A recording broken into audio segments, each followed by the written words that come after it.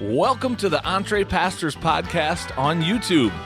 This is a show that helps pastors think, act, and thrive as prosperous entrepreneurs.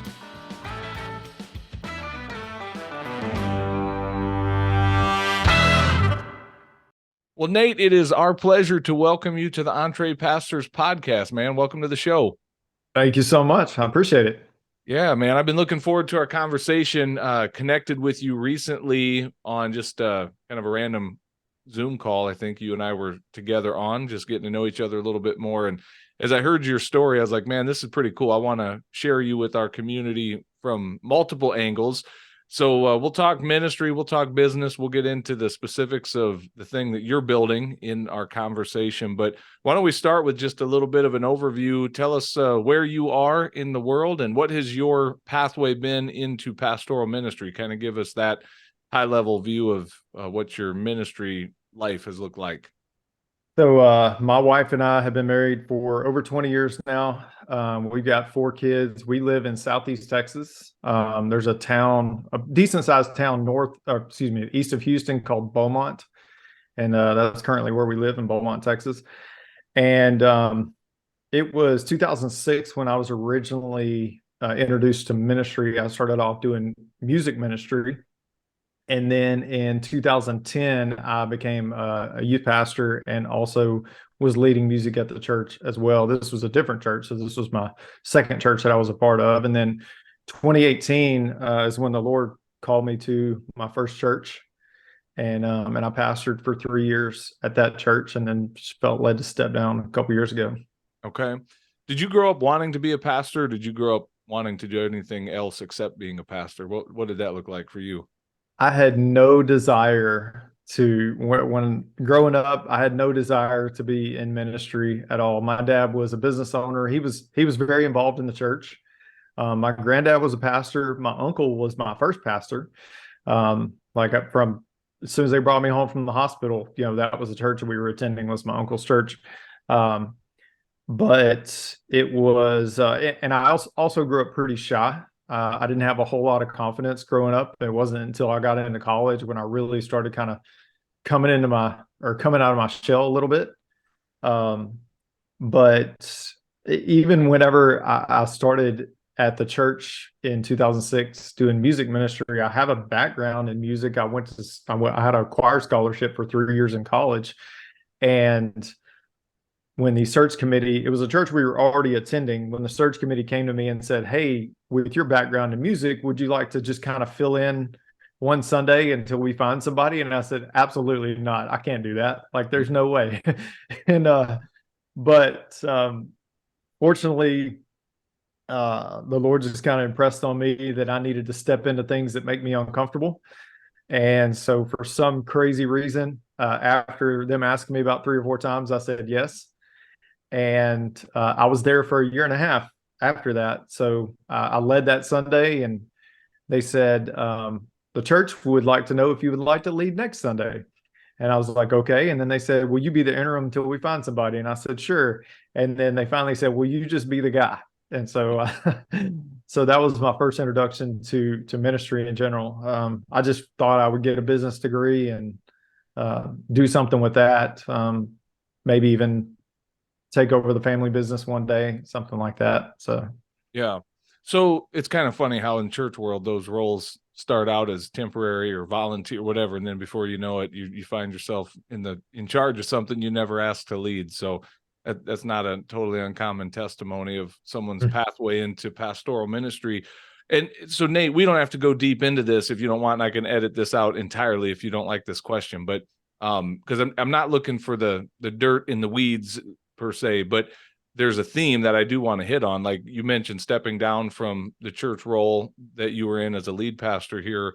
And I'll summarize it this way. This is my summary just based on a brief conversation with you. And this is what will resonate with the heart of many, many, many pastors out there is you get called to lead a church who says, we're looking for someone to come in and lead us into the future and reach young families and do ministry like it's never been done before, as long as we don't have to change anything that we've been doing up to this point. So, they get a pastor to come, and then very quickly the problems start to show that probably, were there and caused the opening in the first place, right? The reason we're looking for a pastor in the first place is, oh, we forgot to tell you about the last 7 that we chewed up and spit out. And I'm not saying any of that directly to your church. I'm painting with a broad brush. But you essentially find yourself in that role where it's like, shoot, man, like this isn't working. This isn't a great fit. And now it's time to move on to be done. Is that a fair summary? And again, I can cut any of that out because I'm not trying to like No, say, that's perfectly fine. And I think a lot of pastors can really resonate with this, because in my experience, what most churches want is for a pastor to come in and do all the work and get everything, fixed, so to speak. And it's like, no, every person in that church is called a ministry. mm, And unfortunately, there's so many people that are sitting in the churches today that have forgotten that they actually have a call to ministry. mm, And that ministry doesn't necessarily mean that you're on staff at a church. yeah. Yeah. And again, this is a whole different subject for a different podcast, but a lot of churches are structured in such a way that the one that we're expecting to, make all of these changes happen doesn't actually have the leadership power to make them happen. Gladys is the real leader of the church, and she's been the power broker for years. And, the one that we put all the responsibility on when things aren't going well, we also fight and stand in their way every step of the way when they propose new ways of doing ministry or, whatever. So yeah, it's that whole thing. And so you're kind of there, but backing up before you made that exit out of the pastoral role currently, were you involved in any other kind of marketplace thing? I heard you a minute ago say that you had, got a business degree, or at least you had considered that. Like, so have you always had something else going in terms of marketplace presence, or was this kind of in response to like, man, I need to do something for my paycheck here? No, I've always been bivocational. So I've always worked in smaller churches, and I had started my business almost at the exact same time that I'd been called to the church. So it all happened simultaneously. Okay. And my business outside of the church, my business was my only source of income at that time. Okay. Well, let's dig into that, and I do want to talk a little bit about some of like just your personal journey in that as a pastor who's also getting a business going. Like, I want to dig into some of your own mindset stuff, like good, bad, ugly, whatever. But what I'm hearing you say is basically from the moment you stepped into that lead pastor role, you also were launching a business, and then we can kind of discuss what that business is. So tell us about your business, and I may go deeper into that conversation later, but what is the business? What is it that you have been building and we're starting to build as you were also leading a church? And then I'm going to ask you, like, what were some of the struggles? Did you have any struggles, like trying to lead a church and start a business at the same time? Well, the name of our company is Unlimited Life Concepts. We're essentially wealth strategists. We teach people through the lens of infinite banking how to make their money more efficient, how to do more than one thing with a dollar. And so we're not the guys that are going to come in and make you rich or anything like that, but we're just going to show you how to operate in much more efficient levels with what you're already doing, and how to protect and grow things simultaneously. Okay. So kind of a wealth building, wealth management, finance. I don't know. Do we call that just in the financial sector, financial industry? Is that fair enough? Broad description of that. So tell me about that. Here you are working as a pastor, and then you're also dealing with the subject of wealth. Like, for you at a broad level, that's an issue for some, right? To think of, man, how can we as Christians, certainly we as pastors, think about building and growing wealth? Was that ever an issue for you, or what was your kind of worldview growing up in and around church and the evangelical church and Christianity when it came to actually having wealth and resources? Or was that not a struggle for you? It wasn't really a struggle for me.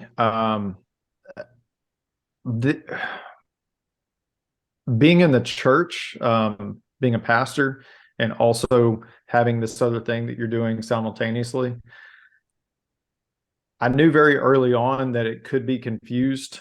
If I was promoting my business to church members and things like that, I wanted to make sure there were very distinct lines between the dynamic of our relationship. And so what I decided very early on is if somebody asks me about my business, I will tell them about it, but I'm not bringing it up to them.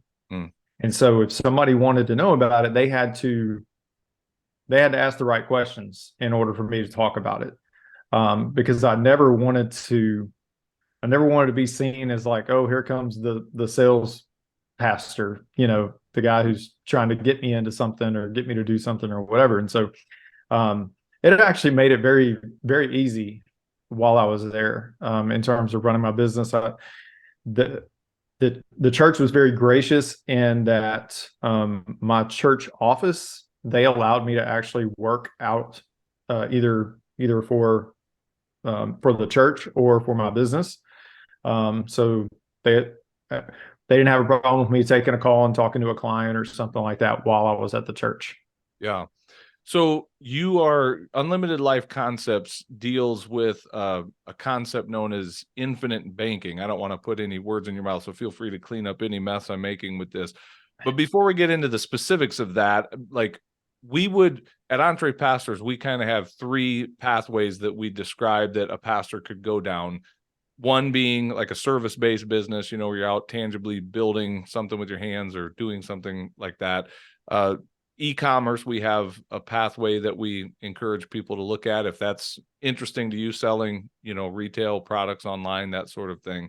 And then the other broad pathway is what we call our information-based pathway, where you're basically selling information. You're selling the ideas, the content that you can create, whether that's through speaking, coaching, writing, whatever. I think it's safe to say, from what I'm watching this business as you are doing it, we would put that in like the information-based pathway. You've got a concept that you are packaging and selling and helping people get results in their life around that. So I want to talk a little bit about what that looks like to launch a business in that information pathway, if you will. But first of all, describe what is infinite banking. If you can put it into just a couple paragraphs, kind of what that is, and then how do you build a business around that? We'll kind of get into like, what is the business model? How are you making money as you help share this information with people? Sure. So infinite banking, this guy named Nelson Nash figured out many, many years ago that there was a way to properly structure a dividend paying whole life insurance policy to create your own private banking system. And so in very simple terms, what you are effectively doing is you're establishing an increasing line of credit inside of one of these policies that you own and control the terms on, and simultaneously can earn interest even when you're using it somewhere else to create value, which is really powerful. So that's a very simple version of what infinite banking is. Okay. So how do you build a business around that then? Like what is the actual product that you are selling? I mean, you have a course, for instance. What else? Like what's your business model and how are you getting that business up and off the ground? And how long have you been doing it, by the way? When did you launch this? So we started our company April 2018. Okay. So for a few years And now. for a few years now, yeah, a little over 5 years in since we started. And so we're authorized practitioners through the Nelson Nash Institute, which means we've gone through some specialized training to make sure that it's being taught properly the way Nelson intended. And also they put their stamp of approval on us that, yes, we do support these guys. We agree with what they're doing and everything like that. So we are infinite banking practitioners. We educate people on the concept through our course and also show them how they can actually, not only do we teach them the information, we also show them very specifically with their situation, how it can be implemented in their life. And if they see the value in the education and what we've taught them and they want to work with us, then we are also licensed insurance agents. So we will actually write the policy and get it set up for that person. Okay. Now I'll just tell you, because there's probably people already thinking this, I'm going to give voice to it, because if you grew up anywhere around the Dave Ramsey, world, which I respect Dave on a lot of levels for a lot of things, but Dave Ramsey is going to instantly be the anti whole life insurance guy. So as soon as someone hears whole life, if they're Dave Ramsey disciple, they're shutting off going, no, this can't be. But I just want you to know, I haven't paid you for anything. I haven't bought into anything, but I have sat through your course, and it is interesting. It's intriguing. It's like, well, maybe there's something to this. So I'm not going to ask all my detailed questions, but I am going to ask you to speak to that, because I know it's kind of a, yeah, but we're not here to sell your course, by the way. We're talking about the business that you're building, but speak to that, because I know there's people that are tempted to shut this off right now going, it's whole life, I'm out. So here's the good news. I used to be one of those people. I used to be such a hardcore Dave Ramsey guy. I TiVo'd when people remember TiVo. I used to TiVo every one of his Fox business episodes. I used to listen to him on the radio all the time. I read all his books, all that stuff. And up until 2017, that's all I knew when it came to how to manage my money.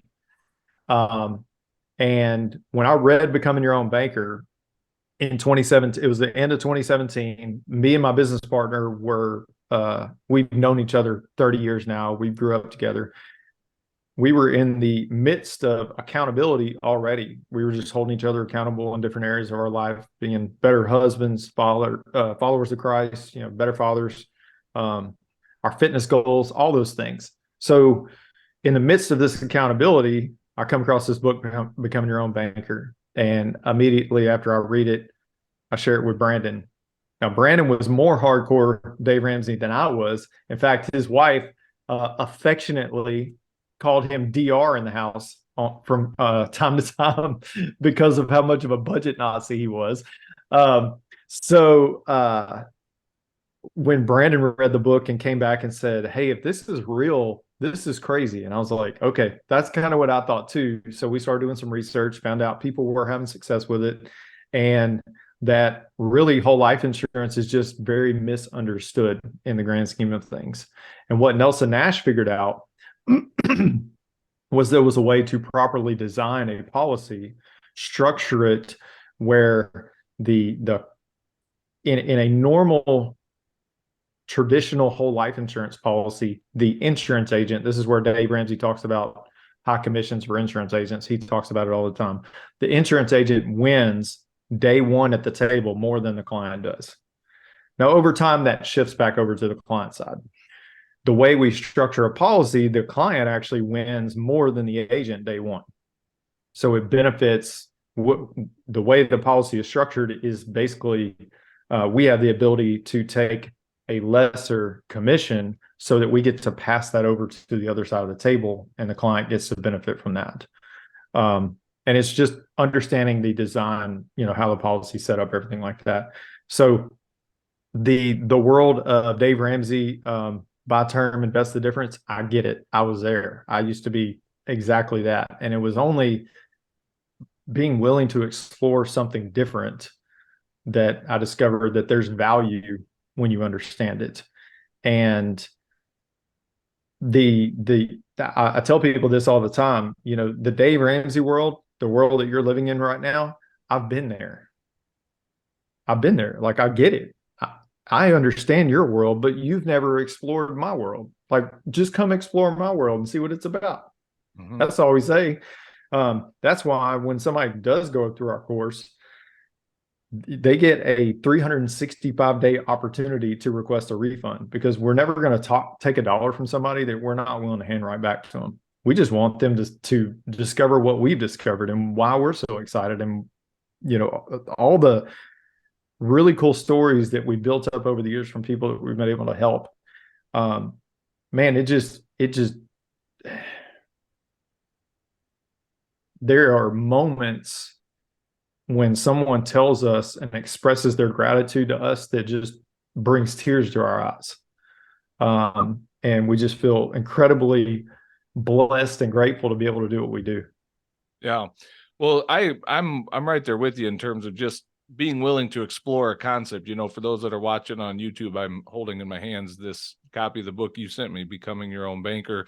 I've not read the book yet. I have watched your course. And like I say, I'm not endorsing this concept, but I'm intrigued to learn more and lean in and go, man, there may be something here. So again, I didn't bring you on here to necessarily sell your course or sell the concept, but again, to talk about the business side of it. But I do want to circle back though and ask this question. I want to bring it back to the church side of things for just a minute.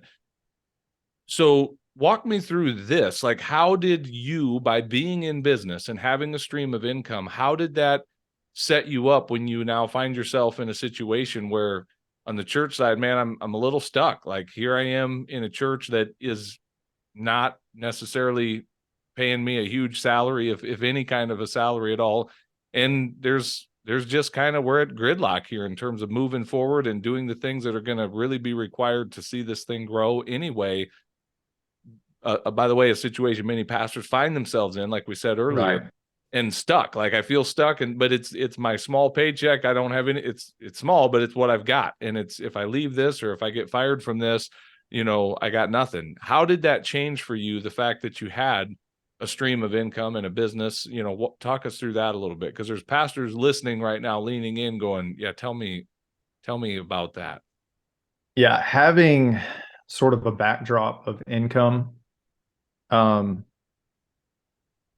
early on when I was at the church and the business was growing and everything like that, and revenue was really good.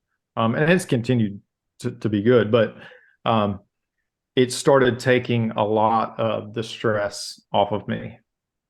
And I got to really the blessing of my income continuing to rise and everything like that was the church could not afford a full-time pastor. They brought me in as bivocational part-time, but I was able to spend as much time at the church as I wanted to or needed to, just because I was able to create my schedule the way I needed to create it. And I wasn't concerned about the income because we had systems in place and everything was moving in the right direction as far as the business goes. So the stress of that being your only source of income, that would have made the struggle a lot deeper, I'm sure. Yeah. It was a struggle for me, but it didn't have anything to do with the income. It had to do with the love that I had for the people at the church. Because my feeling was, and I had this guilt that I dealt with for a while because of where we were living at the time and where the church was located. I had to drive by that church almost daily after I left. And every time I drove by, like, there was this feeling of guilt and shame that sort of came over me. And I didn't do like I didn't leave the church on bad terms or anything like that. But there was there was a lot of struggle for me. But dealing with that, at one point, when I was wrestling with what I needed to do when I was still at the church, I just at one point just got in a very dark place. Fortunately, it didn't last long, but I was at youth camp in July of 2021. I was at youth camp, and I didn't really want to go to youth camp. I really just wanted to crawl in the bed and stay there for a while. But I'm just during free time one day, I'm just walking around the camp and kind of off in the woods a little bit. And I just had this peace come over me about when you get back to the church, you just need to step down. And the guilt and the shame eventually went away from having to drive by the church. And it got a lot easier. But that struggle, the financial piece, just the struggle of the financial piece and how that factored into everything was just not ever even a thought or an issue. Just by the Lord's blessing, business was good enough that it never had any impact on my decision. Nate, let me ask you a couple things about that. So Sure.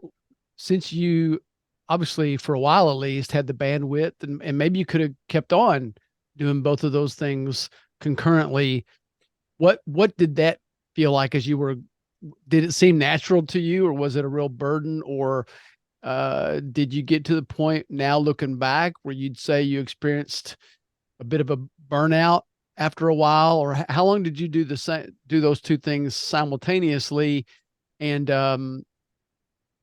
anyway, that's what I was going to. And then when you made that transition, other than that, I mean, I understand that time with the Lord and that walk in the woods and all of that. So, um, did you make the shift as soon as you could kind of get your arms around the financial part of it where you could do it, or did you, like, early on, could you have, but you stayed a while anyway? Does that make sense? It does make sense. So I probably, because of the situation, I probably stuck around a year longer than I needed to. But it didn't have anything to do with the money. The money, I mean, the money is what allowed me to Mhm. let me back up. The clarity and understanding that I did not have to be there is probably what allowed me to stay there longer than I did. Okay. John kind of touched on this earlier. It was a small country church, and they wanted to grow. They said, the search committee said they'd gotten older, they got complacent, they wanted to grow, wanted somebody younger. The pastor before me was in his 70s, and they kept saying they wanted to grow, but they didn't. Unfortunately, they didn't want to change anything that they were doing. And 2 years in, it became very frustrating. But at the same time, I had my business to fall back on, so I wasn't worried about. I was hopeful that I could stick it out and we could actually turn a corner on some things. And yeah, I probably could have left at year two, but I stuck it out for one more year. But like I said, it didn't really have anything to do with what they were paying me at the time. I was basically tithing my check back to the church. So they, little did they know, they had a free pastor in a sense. Yeah. So did that answer your question? Yeah. So you did both of them at the same time for a couple of years. For 3 years, I did. Yeah. And what I love about that story, Nate, and what I want our audience to hear is, again, just the options that gives to a pastor. So we often say here, we're not trying to talk pastors out of pastoring by any stretch of the imagination, but we're also wanting to eliminate any sense of guilt that they have for wanting to provide well for their family while they are serving the church. And there's something crazy that happens. It's not crazy. It's empowering. Something that happens when a pastor has one or more streams of revenue outside of the church.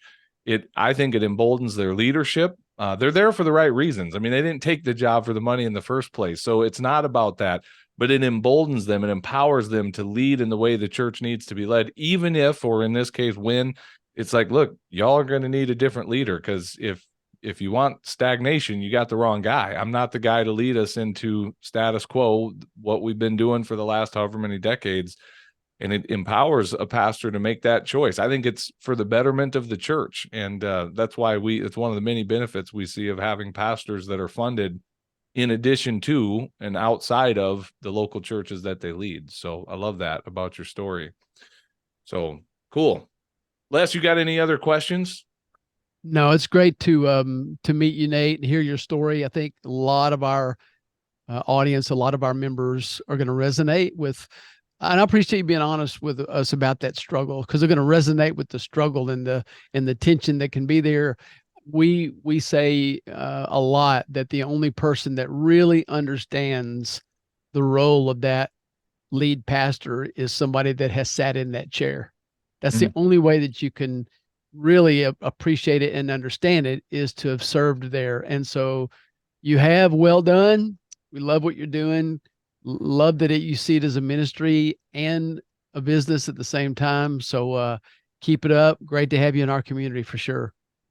Thank Yeah, you very much. One thing I wanted to ask you, I got a couple more things for you, Nate, is this is just for fun here, but when I talked to you a few weeks ago, you just kind of hit a cool milestone in the Twitter sphere. Tell us about that, man. We'll celebrate that with you. That'd be X. Yeah, Twitter X. Yeah, so I crossed 50,000 followers on Twitter. Actually, we built our business on Twitter. About 95% of our clients have come from Twitter. Wow, man. All across the country. And so I crossed 50,000 followers on Twitter, which was pretty cool milestone. Yeah, I started my, there's people that have grown a lot faster than I have, but I started my Twitter account December of 2018. And it is the reason why we've had the success we've had. Yeah, that's cool. Very cool. Awesome. You'll have to give a shout out to Entre Pastors to those 50,000 followers if you don't mind. So Tell Elon we said, will. I'll be sharing this episode on my channel, on my profile. So okay. Yeah. Very good. Well, let's talk about that. I want to make sure that people are clear on how to find you, how to get access to your course. If they want to, hopefully there's some people intrigued going, I can become my own banker. Tell me more. Where do they go to connect with you and learn more about what you've got going on? So my biggest social media presence is Twitter X. And my handle is Chronicles Nate. When I started my Twitter journey originally, my Twitter name was Chronicles of Nate, and Twitter automatically defaulted and pulled the of out and made that my handle was Chronicles Nate. Thanks, so Chronicles Nate is my Twitter account. I'm now Nate the Infinite Banking Coach on Twitter, or X, and it's going to take a while to get used to that. Yeah. But if you, I found this out recently. If you Google Infinite Banking Coach, my profile, my X Twitter profile, whatever, shows up on the first page on Google now. So it seems like a lot more people are finding us lately. Our website is the name of our company, unlimitedlifeconcepts.com. There's a simple URL to get there a little faster, which is bethebank.me, bethebank.me. And for anybody who's listening, I created a special discount code for your audience. So if you use Entre Pastors, then you can get 50% off on the course itself. Now, let me just give you an idea of what you get with the course so you understand the value. One is you get all the videos we created, which, John, you've gone through those. You've seen, all the work we put into those. And you also get a physical copy of Becoming Your Own Banker. We ship that book out all over the country to people. And you also get access to our team. You get access to our private Facebook group, all those things. The course is $49, so you get it for $25 essentially. And that's a one-time $25. But if you went on Amazon right now and tried to buy Becoming Your Own Banker, it would cost you about $25 to get the book. So you get the book and access to us and all the content we created for $25.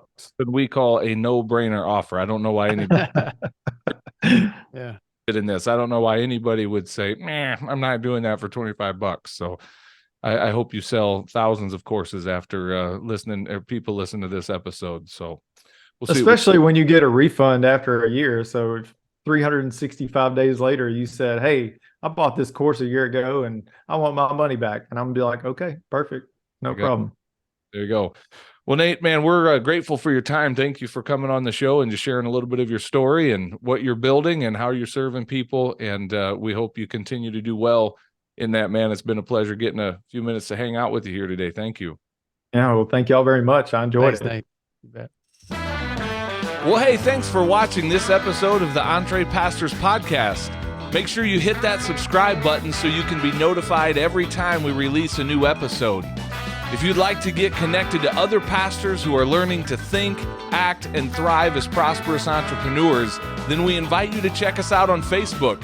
Just search for the Entre Pastors Connect group, answer a few of our simple questions there, and we'd love to include you in the conversations. And if you're really ready to go to the next level, then we invite you to join our Entre Pastors membership community. When you become a monthly subscriber, you will receive access to courses, exclusive community, and coaching that will help you along in your own Entre Pastors journey. If there's anything else we can do to serve you, please visit us at entrepastors.com, and we will do our best to serve you there. God bless everybody. See you soon.